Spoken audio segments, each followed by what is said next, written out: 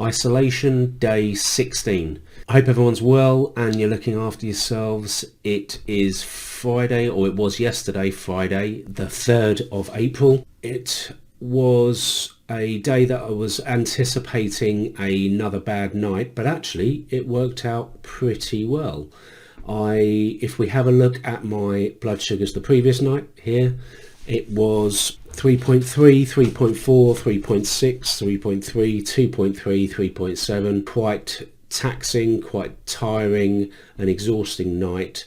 Yet this morning I had 5.1, 6.8, 7.2, 7.6, 7.9, 7.9.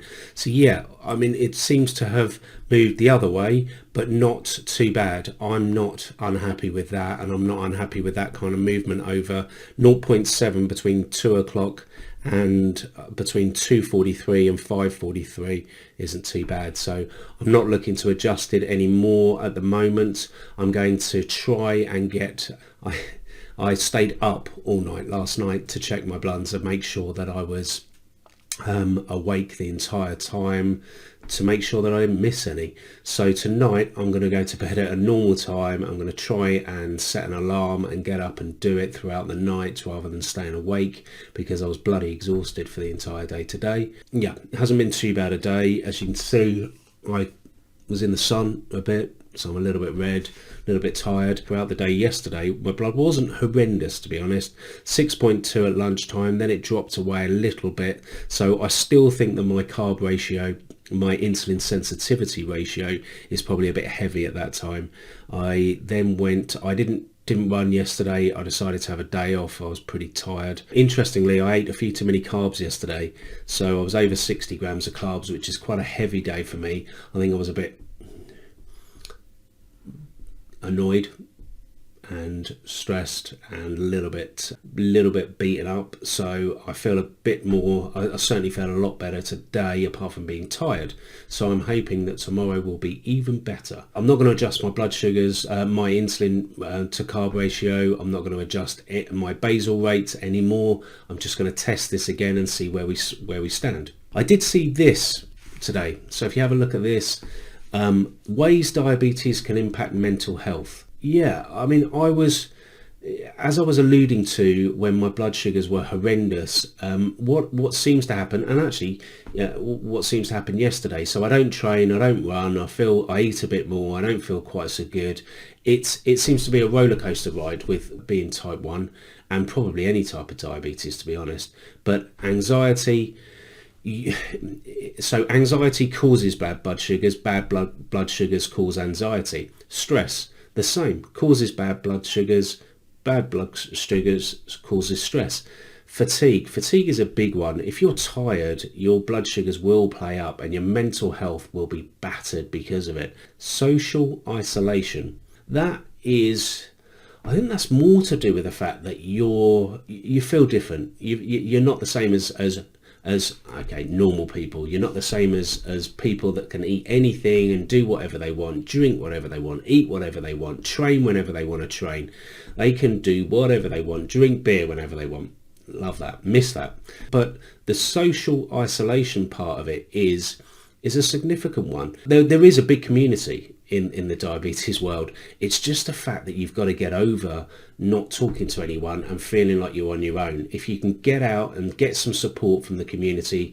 I've been posting these videos, and I've also been speaking to numerous people. I've been doing webinars with people. I've been doing conference calls with people, and you know what? Actually, it really helps. One of the things I did do when I first went ketogenic and I first went onto the pump was I read a book which I've mentioned before. This book, Think Like a Pancreas, by Mr. Gary Shiner. Okay, and I managed to source from the UK. I managed to contact Gary and his surgery. He's a doctor, and I subscribed to having monthly Skype calls with him. And the funny thing is, that on its own, without talking to anyone else, that on its own really helped me. It really, really helped me, because what he said to me was, he took a different view. I work with numbers all the time, so I want to work this stuff out. I want it to make sense. But what he took it as almost like a game, and he said, if you were, he used American football, but he said if you were, he called it soccer. If you were playing soccer in the UK and you're in the league and you won 80% of the games, would you be happy? And the reality is, yeah, you would be happy. So why was I beating myself up about being within range about 80 to 85% of the time? At the moment, I'm within range a lot more than 80% of the time. I'm probably in range 85 to 90% at the moment. And as you saw a few days ago, 99% for an entire day. That's pretty damn good, actually. And I think overall, what he taught me over a period of time is to not be quite so bloody tough on myself, and not try and beat myself up so much because I'm not within range. Just work on it and continue to work on it, and you'll feel better. So the last one on this mental health is feeling overwhelmed. It's so easy to feel overwhelmed doing this, because you've not only got your full day, so you've got to get up, you've got to get yourself ready for work, you've got to go to work, you've got to do your work, you've got to function at work, you've got to be firing on all cylinders.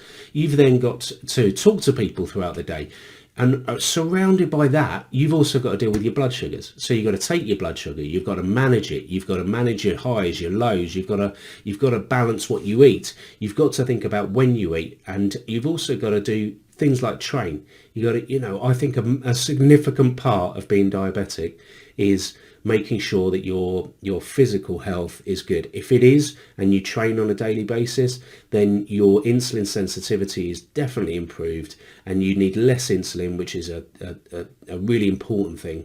So yeah, you can feel overwhelmed if you don't do it, and it seems to be a cycle. So if you don't do one thing, then it leads to not doing another thing. If you don't do that, then it leads to your bad blood sugar control.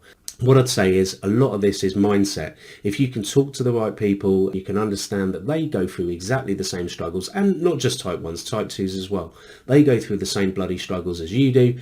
We're all in it together, and actually you're not on your own. And I think it's really easy at 3 o'clock in the morning, when you're the only one awake and your family are not awake or your friends are not awake, it's really easy to feel very, very alone.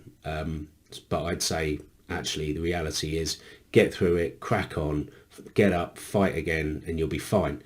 It doesn't always have to be a battle, and I'm hoping with moving from ketogenic to plant-based that actually this won't feel like a battle. At times it does, at times it still does. I'm sure you've seen that over the last few days, but overall I'm hoping to move forward and be really positive with this. As always, look after yourselves, okay? Take care, keep your 2 meters away from everyone if you are venturing out. I went out for a plod this evening and there was no one on the road. Didn't see a single soul, didn't see another car, and it was only 7 o'clock in the evening. Please take care, and I'll catch up with you soon. Thanks.